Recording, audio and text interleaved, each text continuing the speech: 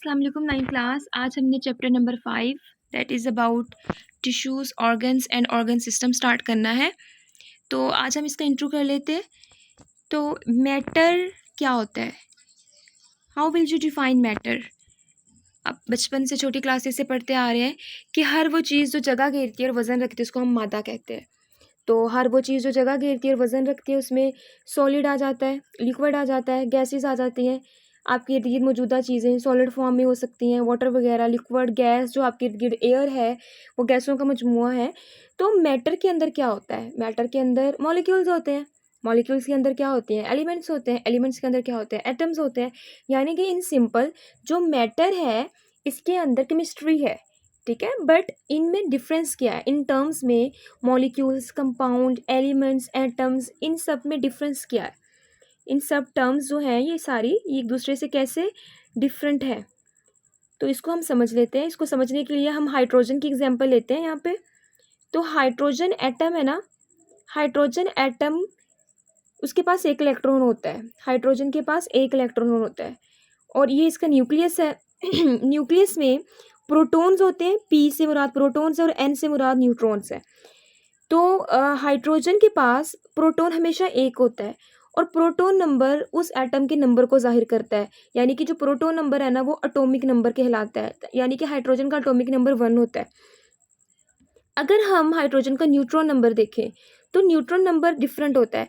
यानी कि 0 भी हो सकता है, 1 भी हो सकता है, 2 भी हो सकता है।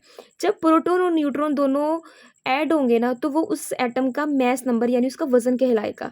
तो इस लिहाज से इन तीनों हाइड्रोजन एटम्स का वजन डिफरेंट है। यानी इसमें सबसे हल्का ये है और सबसे भारी ये है, लेकिन है तो ये सारे हाइड्रोजन एटम। बेशक इनकी न्यूट्रॉन्स डिफरेंट है लेकिन सारे किस में आते हैं? हाइड्रोजन एटम्स में आते हैं। लेकिन हम इसको एलिमेंट कब कहते हैं? जब हम तीनों को ओवरऑल देखेंगे ना तो हम इसको हाइड्रोजन एलिमेंट कहेंगे। यानी हाइड्रोजन एलिमेंट के अंदर सेम टाइप के या सेम काइंड के हाइड्रोजन एटम्स आते हैं। हम इनको सेम काइंड के सेंस में कह रहे हैं बिकॉज इन सबका एटॉमिक नंबर क्या है? सेम है। तो हाइड्रोजन एलिमेंट हम कहेंगे जब इनमें सेम काइंड के हाइड्रोजन एटम्स आएंगे। तो एलिमेंट के अंदर सेम तरह के एटम्स आते हैं। होप सो आपको हाइड्रोजन और एलिमेंट और एटम का डिफरेंस समझ आ गया होगा। अब मॉलिक्यूल कब बनते हैं?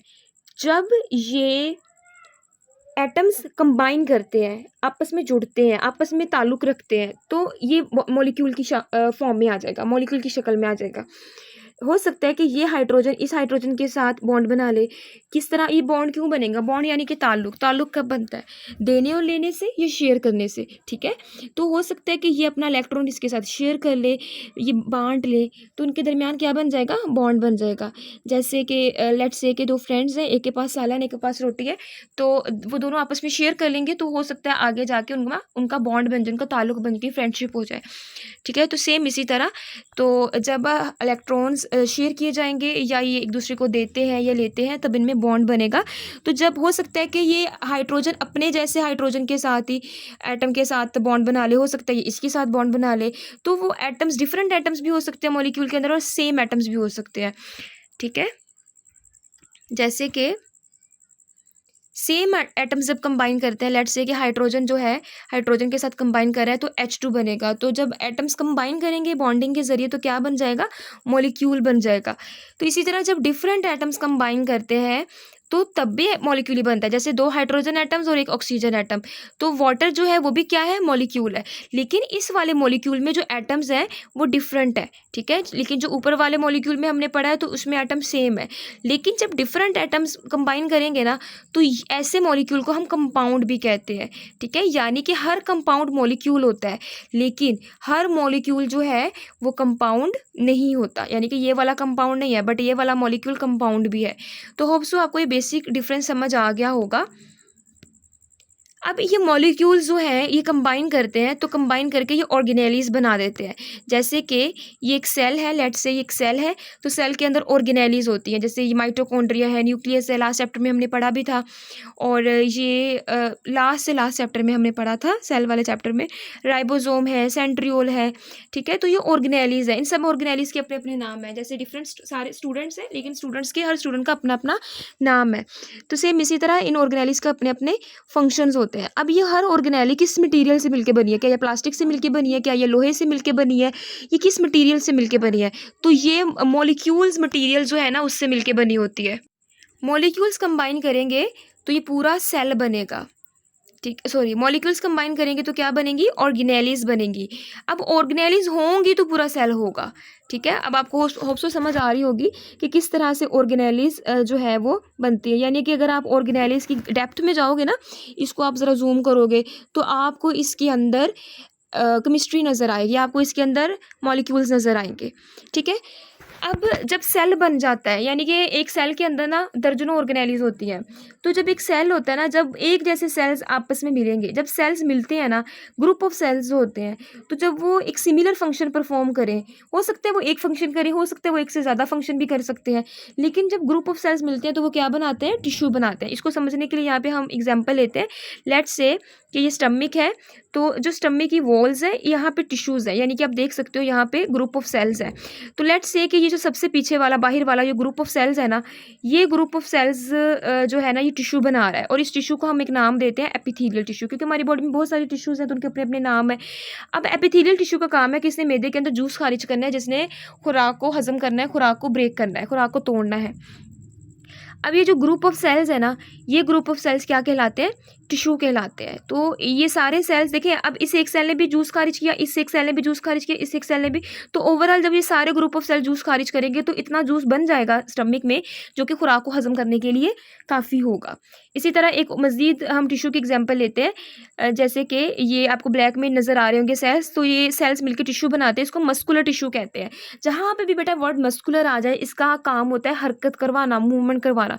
तो मस्कुलर टिश्यू का काम है कि इसने मूवमेंट करवानी है, क्योंकि स्टमक की वॉल्स में मूवमेंट होती है, जिसकी वजह से जो खुराक है वो अच्छे से जूस के अंदर मिक्स होती है, ठीक है। तो अब यानी कि स्टमक के अंदर सिर्फ यही दो टिश्यू नहीं है, और भी टिश्यू है।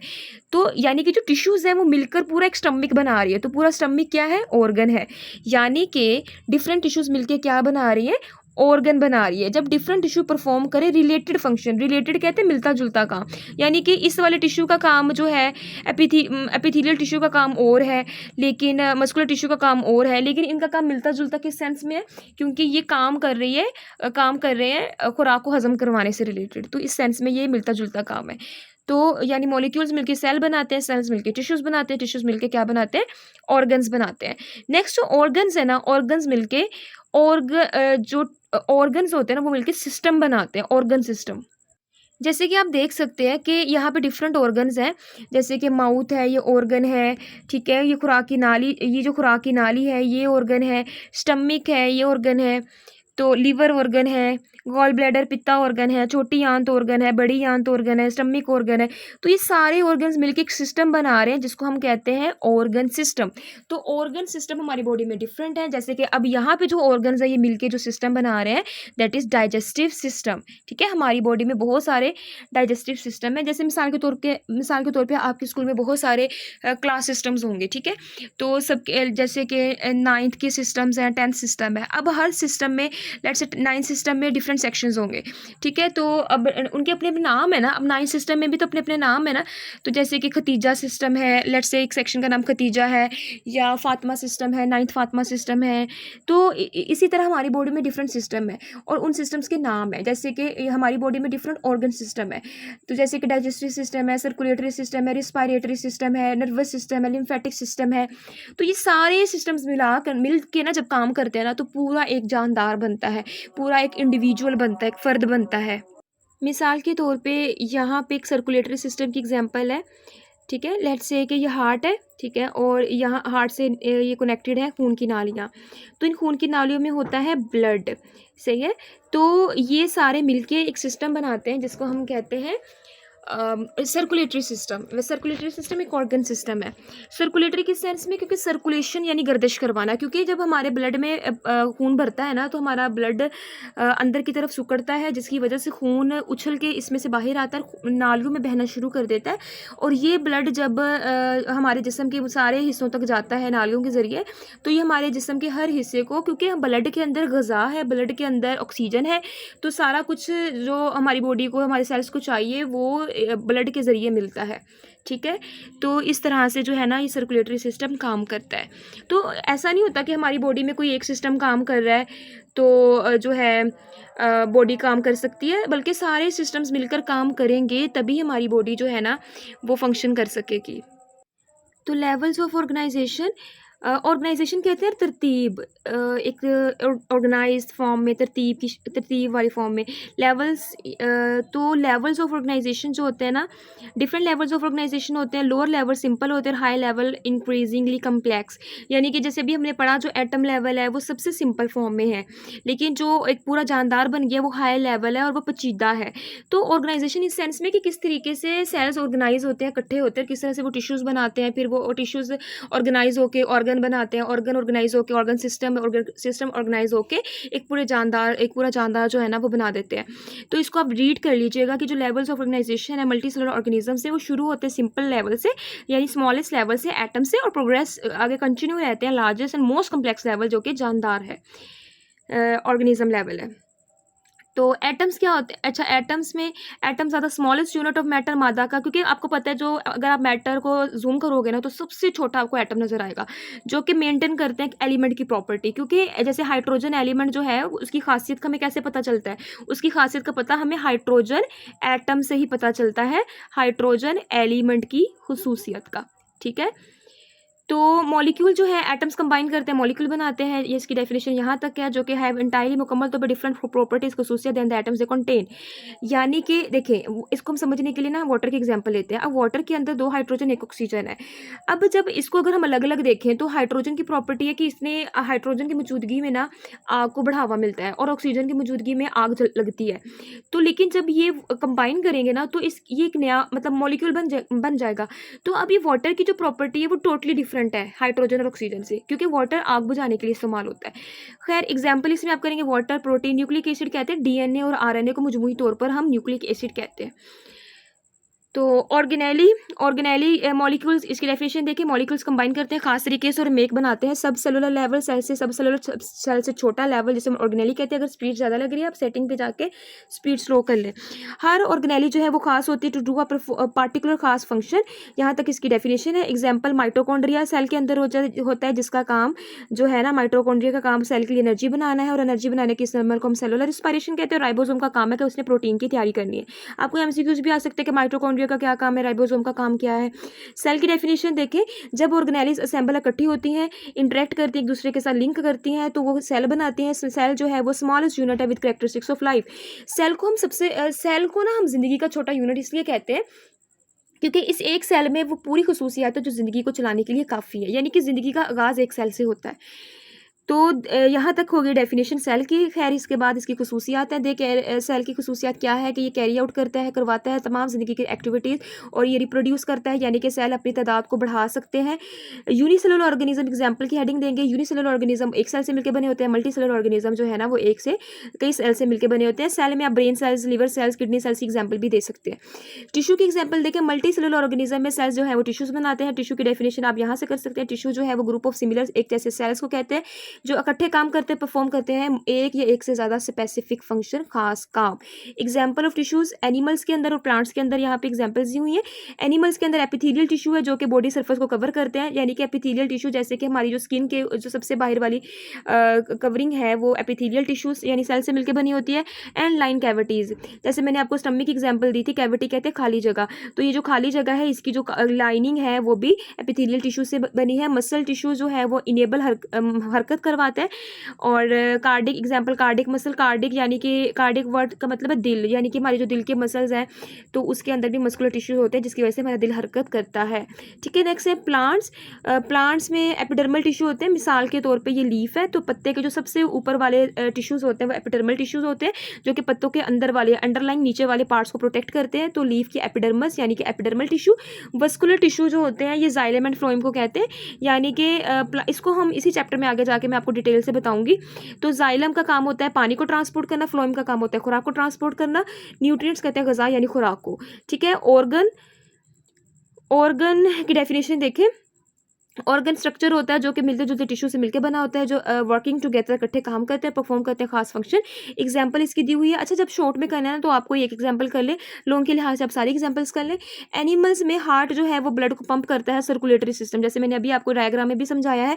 एंड लंग्स जो फेफड़े हैं इसका फैसिलिटेट हेल्प करता है गैसों का तबादला, क्योंकि जो हवा हम अंदर लेके जाती हैं, जब सांस लेते हैं तो उसमें ऑक्सीजन होती है, जो हवा हम बाहर मुंह से निकालते हैं उसमें कार्बन डाइऑक्साइड होती है, तो इसे हम कहते हैं गैसों का तबादला। प्लांट्स के अंदर पत्ते क्या करवाते हैं, फोटोसिंथेसिस करवाते हैं, और जड़ें क्या करवाती हैं, पानी और गज़ा को मिट्टी से जज़ब करवाती हैं। तो ये जड़ें हैं, जड़ है, ये भी ऑर्गन है। ऑर्गन सिस्टम, तो ऑर्गन सिस्टम बनते हैं जब ऑर्गन्स जो हैं वो मल्टीपल ऑर्गन्स मिलके काम करते हैं, तो वो ऑर्गन सिस्टम कहलाते हैं। एग्जांपल्स हैं यहाँ पे एनिमल्स के अंदर सर्कुलेटरी सिस्टम जो कि न्यूट्रिएंट्स को ट्रांसपोर्ट करते हैं। अच्छा, ये अभी हमने पढ़ लिया है, ये अभी जो हमने पढ़ा है, अच्छा वो ऑर्गन में एग्जाम्पल में पढ़ा था। क्योंकि जब हम सिस्टम की बात करेंगे ना तो अकेला दिल नहीं आएगा, बल्कि उसके साथ खून की नालियाँ भी आ जाती हैं। तो पूरे सर्कुलेटरी सिस्टम का काम होता है कि उसने न्यूट्रिएंट्स ग़िज़ा को ट्रांसपोर्ट करना है। जैसे मैंने बताया था, ब्लड के ज़रिए हमारी सेल्स को, हमारी पूरी बॉडी को ऑक्सीजन मिलती है, ग़िज़ा मिलती है। डाइजेस्टिव सिस्टम का काम होता है कि इसने खुराक को ब्रेक करवाना है और न्यूट्रिएंट्स को, यानी जो ग़िज़ा है उसको बॉडी में जज़ब करवाना है। इसी तरह प्लांट्स के अंदर रूट सिस्टम है, यानी जितनी भी रूट्स हैं वो मिलकर सिस्टम बनाते हैं, जिसको हम रूट सिस्टम कहते हैं। अच्छा, इन्हीं टॉपिक्स को इसी चैप्टर में हमने आगे डिटेल से पढ़ना है। तो रूट सिस्टम जो है वो एंकर जोड़ के रखती है प्लांट्स को मिट्टी के साथ। देखिए, जड़ें होंगी तो पूरा पौधा जो है वो ज़मीन के साथ जुड़ा रहेगा, और इसके अलावा ये जड़ें जो हैं वो पानी से मिट्टी से पानी को जज़ब करती है, न्यूट्रिएंट्स को जज़ब करती है। इसके अलावा शूट सिस्टम है जिसका काम होता है कि ये शूट सिस्टम में पता क्या आता है, जो पौधा है ना उसके जो पत्ते हैं, उसकी शाखें हैं, उसका फूल है, ये सारा कुछ शूट सिस्टम में आता है। जड़ों को छोड़ के बाकी सारा हिस्सा शूट सिस्टम में आता है। तो शूट सिस्टम में तना भी आ जाता है। ये तना है तो इसने पूरे पौधे को सहारा दिया हो, यानी कि तो तना है तो पत्तों को सहारा मिला हुआ, तना है तो फूलों को सहारा मिला हुआ है। ठीक है, तो सपोर्ट द प्लांट, सहारा देना, एंड कंडक्ट फोटोसिंथेसिस, यानी कि जो पत्ते होते हैं ना, पत्तों का काम होता है उन्होंने फोटोसिंथेसिस करवानी है, खुराक तैयार करवानी है। तो इस तरह से ऑर्गन सिस्टम काम करते हैं। नेक्स्ट, ऑर्गेनिज्म की डेफिनेशन आ जाती है। ऑर्गेनिज्म जो है वो लिविंग इंटिटी, इंटिटी कहते हैं बॉडी दैट कैन फंक्शन, जो काम कर सकते हैं इंडिपेंडेंटली, आज़ादाना, ऑन बिहाफ किसके, बलबूते पे, प्रॉपर फंक्शनिंग हो सके, काम कर सके हमारे ऑर्गन सिस्टम। एग्जाम्पल इसमें दरख्त है, इंसान है। होप सो आपको समझ आ गई होगी। अल्लाह हाफिज़।